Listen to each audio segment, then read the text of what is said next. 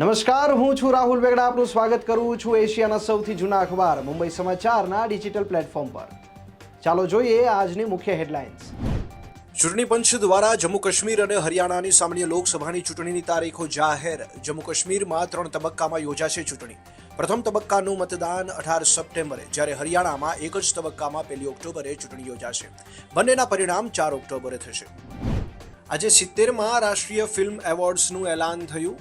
Gujarati film Kutch express માટે માનસી પારેખને શ્રેષ્ઠ અભિનેત્રીની મુખ્ય ભૂમિકાની શ્રેણીમાં પુરસ્કાર મળ્યો. રાષ્ટ્રપતિ ભવનનું અમૃત ઉદ્યાન 15 સપ્ટેમ્બર સુધી જાહેર જનતા માટે ખુલ્લું રહેશે. મુલાકાતનો સમય સવારે 10 થી સાંજના 6 વાગ્યા સુધી દર સોમવારે ઉદ્યાન બંધ રહેશે.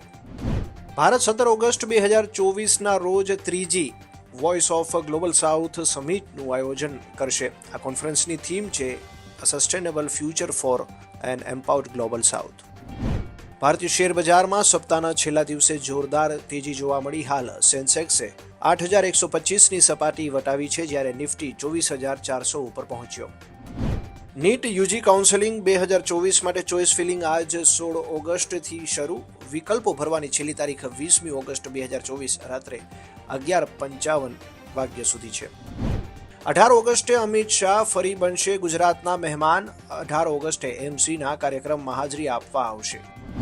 કોલકાતાની દુષ્કર્મ અને હત્યાની ઘટનાના ગુજરાતમાં ઘેરા પડઘા. ગુજરાતમાં તબીબો હડતાળ પર ઉતરતા દર્દીઓની હાલત કફોડી બની. રાજકોટ, જામનગર, વડોદરા, અમદાવાદમાં પણ વિરોધ કાર્યક્રમો અને હડતાળ. મહારાષ્ટ્ર આગામી વિધાનસભાની ચૂંટણીને લઈને ઉદ્ધવ ઠાકરેનું નિવેદન. કહ્યું, મહાવિકાસ અઘાડી તરફથી જે પણ સીએમનો ચહેરો હશે તેને સમર્થન આપશે. રાજ્યમાં વરસાદને લઈ હવામાન વિભાગની આગાહી. આગામી 5 દિવસ ભારે વરસાદની શક્યતા નહિવત. તો આ હતી આજની મુખ્ય હેડલાઇન્સ. વધુ સમાચાર અને મહત્વની અપડેટ્સ માટે જોતા રહો મુંબઈ સમાચારનું ડિજિટલ પ્લેટફોર્મ.